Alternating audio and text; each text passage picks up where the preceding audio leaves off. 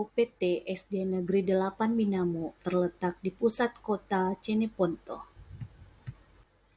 tepatnya di Kelurahan Empoang, Kecamatan Binamu, Provinsi Sulawesi Selatan. Sejak tahun ajaran 2022-2023, UPT SD Negeri 8 Binamu telah menerapkan kurikulum merdeka, yaitu mandiri berubah.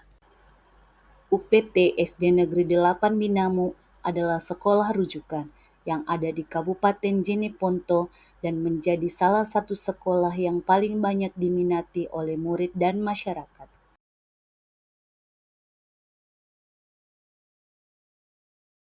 Assalamualaikum warahmatullahi wabarakatuh. Salam Bapak Ibu Guru hebat. Perkenalkan, saya Hajrawati SPD, guru kelas 5 UPT SD Negeri 8 Binamu, Kabupaten Jeneponto. Menurut Bapak Ibu, bagaimana Anda menyadari bahwa setiap individu itu berbeda? Mengapa penting bagi seorang guru untuk melakukan pengelompokan murid dalam kegiatan pembelajaran? Cara apa yang dapat Bapak Ibu guru lakukan untuk meningkatkan motivasi belajar pada murid? Strategi atau model pembelajaran yang bagaimana yang dapat membantu siswa untuk mendemonstrasikan pembelajarannya?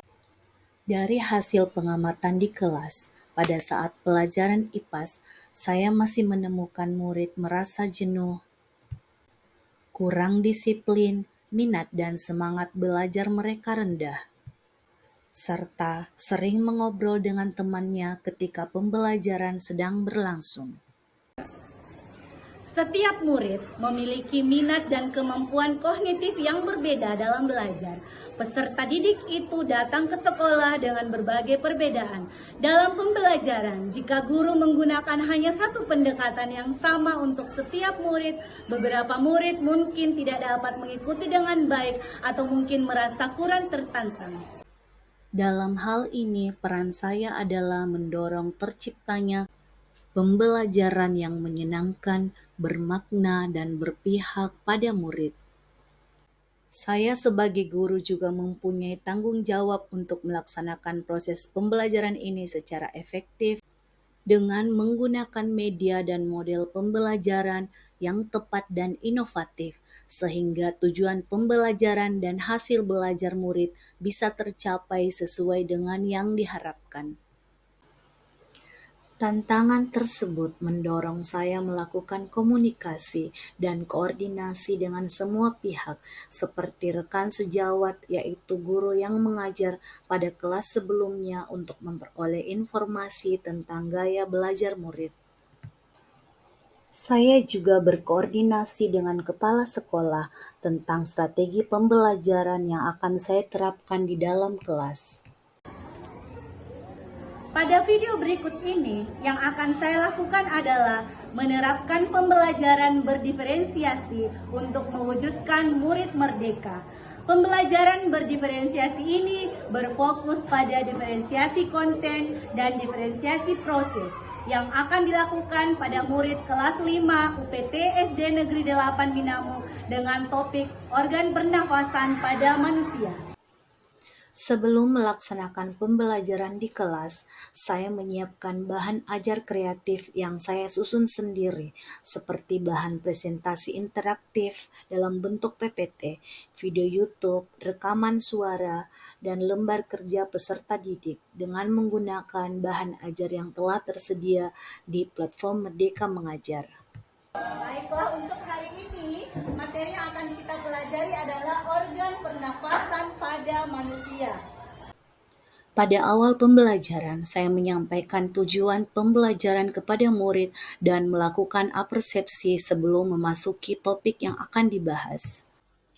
Pada pembelajaran IPAS, topik organ pernapasan pada manusia, tujuan yang ingin dicapai adalah murid mampu menyebutkan jenis organ pernafasan dan fungsi organ pernapasan pada manusia.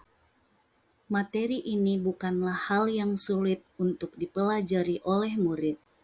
Materi ini banyak kaitannya dengan makhluk hidup dalam kehidupan sehari-hari.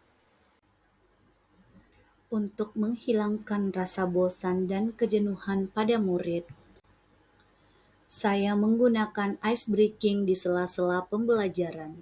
Pada kegiatan kerja kelompok nanti, kalian akan melakukan presentasi.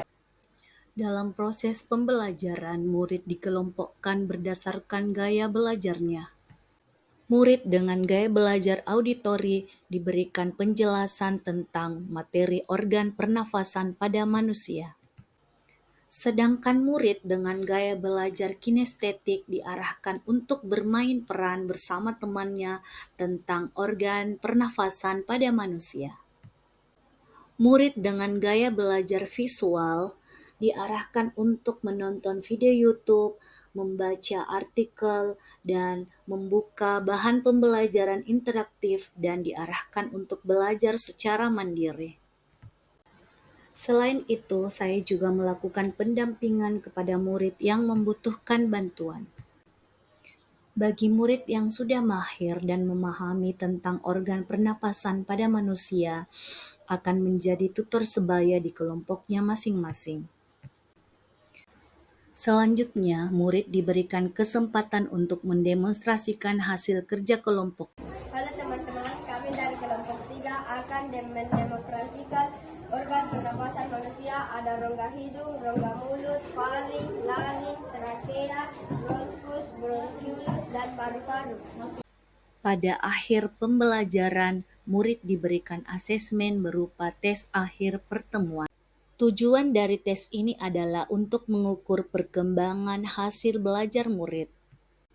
Pembelajaran berdiferensiasi yang diterapkan pada murid kelas 5 UPT SD Negeri 8 Binamu memberikan hasil yang efektif. Dampaknya membuat murid merasa senang dan bersemangat dalam belajar.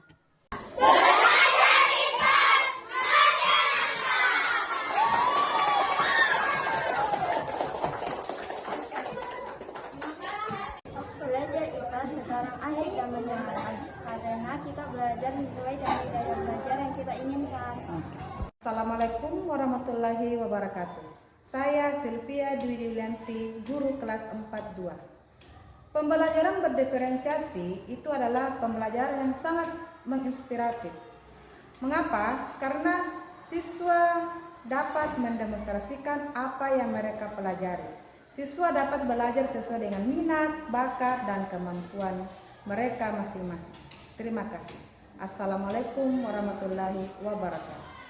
Assalamualaikum warahmatullahi wabarakatuh. Selamat pagi.